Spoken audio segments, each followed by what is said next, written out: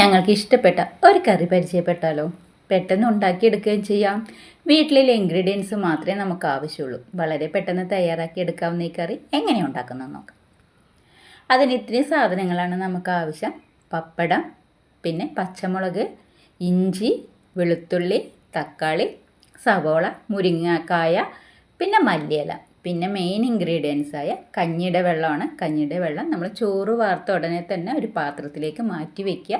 അപ്പം നല്ല ആ കട്ടി കഞ്ഞിയുടെ വെള്ളമാണ് നമുക്ക് ഇതിലേക്ക് ആവശ്യം. ഇതിൽ നമ്മൾ പപ്പടം ഒന്ന് മടക്കിയെടുക്കണം. ചെറിയ കഷ്ണാക്കിയിട്ട് നമുക്ക് ഇത് അരിഞ്ഞെടുക്കേണ്ടതാണ്. അപ്പോൾ അതുകൊണ്ട് തന്നെ ഇതുപോലെ ഒന്ന് മടക്കിയെടുത്താൽ മതി.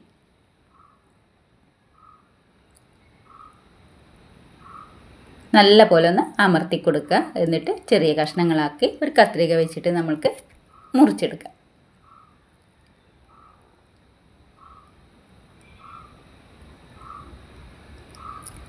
ഈ വലിപ്പത്തിലാണ് പപ്പടം മുറിച്ചെടുക്കേണ്ടത്. പപ്പടം വെച്ചിട്ട് പലതരത്തിലുള്ള കറികൾ നമ്മൾ ഉണ്ടാക്കിയെടുക്കാറുണ്ട്. അപ്പോൾ ഈ കറി ഒന്ന് ഉണ്ടാക്കി നോക്കൂ. ഇതൊരു വെറൈറ്റി കറിയാണ്. ചോറിൻ്റെ കൂടെയും നമുക്ക് ചപ്പാത്തിയുടെ കൂടെയും പിന്നെ ദോശയുടെ കൂടെയൊക്കെ കഴിക്കാൻ പറ്റിയ ഒരു കറി കൂടിയാണിത്. ഈ പരുവത്തിലാണിതാ, ഈ വലിപ്പത്തിലാണ് കേട്ടോ നമ്മൾ മുറിച്ചെടുക്കുന്നത്. അപ്പോൾ അത് നമുക്ക് മാറ്റി വയ്ക്കാം. എല്ലാം മുറിച്ചിട്ട് മുരിങ്ങക്കായ ഇതിൻ്റെ ഉള്ളിലുള്ള ഈ പൾപ്പ് മാത്രമേ നമുക്ക് ആവശ്യമുള്ളൂ. ഇതിൻ്റെ തോലൊന്നും നമുക്ക് ആവശ്യമുള്ളൂ. അതൊന്നും നമുക്ക് ചീവിയെടുക്കാം. ഇപ്പം ഇനി ഉണ്ടാക്കാൻ നോക്കാം. ഞാനൊരു പാത്രം അടുപ്പത്ത് വെച്ച് അതിലേക്ക് എണ്ണ ഒഴിച്ചു കൊടുത്തിട്ടുണ്ട്. നിങ്ങൾക്ക് ഇഷ്ടമുള്ള എണ്ണ ഉപയോഗിക്കാം. ഇതിലേക്ക് പപ്പടം ഇട്ടിട്ട് നമുക്കിതൊന്ന് വറുത്തെടുക്കാം.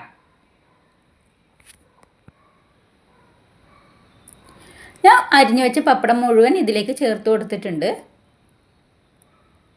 നല്ലപോലെ ഒന്ന് വറുത്തെടുക്കണം.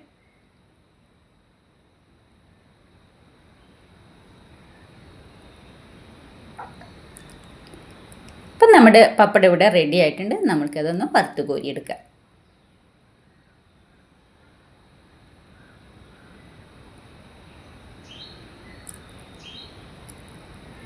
പപ്പടെല്ലാം വറുത്ത് കോരി എടുത്തിട്ടുണ്ട്. നമ്മൾക്കൊരു ചട്ടി അടുപ്പത്ത് വയ്ക്കുക.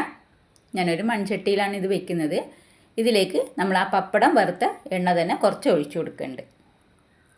ഇനി ഇതിലേക്ക് ഇഞ്ചി, വെളുത്തുള്ളി, പച്ചമുളകും ചെറുതായി അരിഞ്ഞതും കൂടെ ചേർത്തിട്ട് നമുക്കിതൊന്ന് വാട്ടിയെടുക്കാം.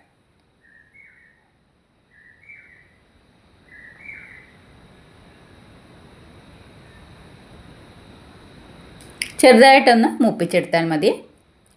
ഇനി ഇതിലേക്ക് നമ്മൾ അരിഞ്ഞു വെച്ച സവോള ചേർത്ത് കൊടുക്കണം. സവോളയും ചെറുതായിട്ടാണ് അരിഞ്ഞെടുക്കുന്നത്. അതൊന്ന് മൂപ്പിച്ചെടുക്കാം.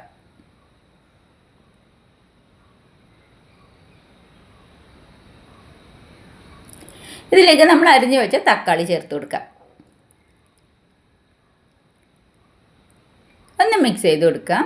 നമുക്കിതിലേക്ക് ആവശ്യത്തിനുള്ള ഉപ്പ് കൂടെ ചേർത്ത് കൊടുക്കുക. അപ്പോൾ പെട്ടെന്നൊന്ന് വാടിക്കിട്ടും.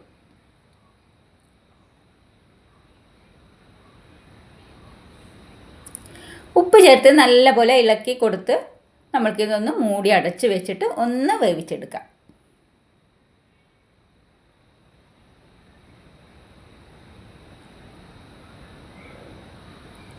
ഇപ്പോൾ 2 മിനിറ്റോളം ഞാൻ മൂടി അടച്ച് വെച്ച് ഒന്ന് വേകാൻ വെച്ചതാണ്. ഇനി ഇതിലേക്ക് കുറച്ച് കറിവേപ്പില ഇട്ട് കൊടുക്കുക. നമ്മൾ ചീവി വെച്ച മുരിങ്ങക്കായ ഇതിലേക്ക് ചേർത്ത് കൊടുക്കാം. ഇതുപോലെയാണ് തുരുവിയെടുക്കേണ്ടത്. സ്പൂണ് വെച്ചിട്ട് നമ്മൾ ഇതൊന്ന് തുരുവിയെടുക്കാൻ പറ്റും. നമുക്ക് വളരെ പെട്ടെന്ന് തന്നെ ചെയ്തെടുക്കാൻ പറ്റും. നല്ലപോലെ മിക്സ് ചെയ്ത് കൊടുക്കാം.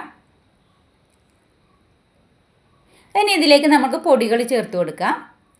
1/2 ടീസ്പൂൺ മഞ്ഞൾപ്പൊടി, ഒരു 1.5 ടീസ്പൂൺ മുളക് പൊടി, സാദാ മുളക് പൊടിയാണ്. ഇതിലേക്ക് 2 ടീസ്പൂൺ മല്ലിപ്പൊടി, 1 ടീസ്പൂൺ ഗരം മസാല, ഒരു 1/4 ടീസ്പൂൺ കുരുമുളക് പൊടി. കുരുമുളക് പൊടി നിങ്ങൾക്ക് കൂടുതൽ വേണമെങ്കിൽ കുറച്ചുകൂടെ ചേർത്ത് കൊടുക്കാം. നല്ലപോലെ മിക്സ് ചെയ്ത് കൊടുത്ത് ആ പച്ചവാസനയൊക്കെ നമുക്കൊന്ന് മാറിക്കിട്ടണം.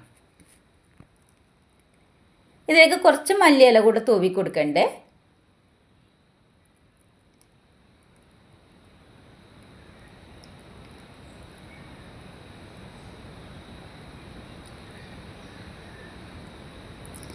ഇനി ഇനി ഇതിലേക്ക് നമ്മൾ എടുത്തു വെച്ച കഞ്ഞിയുടെ വെള്ളം ചേർത്ത് കൊടുക്കാം.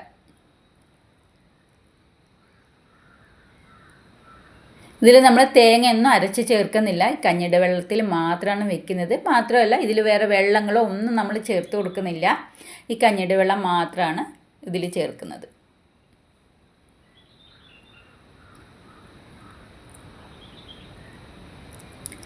ഇത് നല്ല തിക്ക് ഗ്രേവിയോട് കൂടിയുള്ള ഒരു കറിയാണ്. നിങ്ങൾക്ക് കുറച്ച് ഇത് ലൂസാക്കിയാണ് എടുക്കേണ്ടതെങ്കിൽ കുറച്ച് വെള്ളം കൂടെ ചേർത്ത് കൊടുക്കാമെന്ന് മാത്രം. ഒന്ന് മൂടി അടച്ച് വെച്ച് ഒന്ന് തിളയ്ക്കാൻ വെക്കുന്നുണ്ട്. അപ്പോൾ നല്ലപോലെ ഒന്ന് തിളച്ച് വന്നിട്ടുണ്ട് നമ്മുടെ കറി. അപ്പോൾ നല്ലപോലെ ഒന്ന് മിക്സ് ചെയ്ത് കൊടുക്കാം.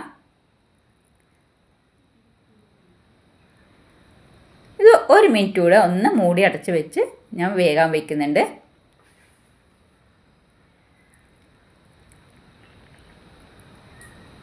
അപ്പോൾ നല്ലപോലെ ഒന്ന് കുറുകി വന്നിട്ടുണ്ട്. നമ്മൾ വറുത്ത് വെച്ച പപ്പടം ഇതിലേക്ക് ചേർത്ത് കൊടുക്കാം. പപ്പടം ചേർത്ത് കുറേ സമയമൊന്നും നമുക്കിത് വേഗം വെക്കേണ്ട ആവശ്യമില്ല. ഒന്ന് നല്ലപോലെ തിളച്ച് വന്നാൽ മതി.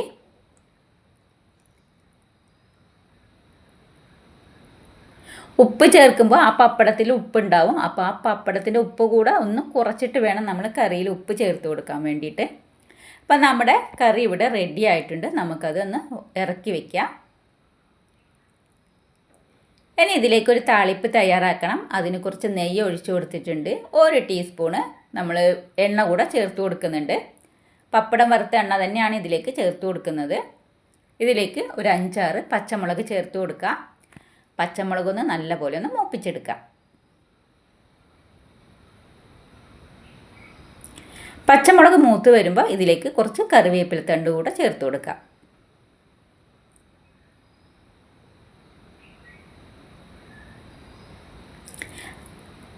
ഇപ്പോൾ പച്ചമുളക് നല്ലപോലെ മൂത്ത് വന്നിട്ടുണ്ട്. ഇനി കുറച്ച് കറിവേപ്പില തണ്ട് കൂടി ഇട്ട് അതൊന്ന് മൂപ്പിച്ചെടുക്കാം.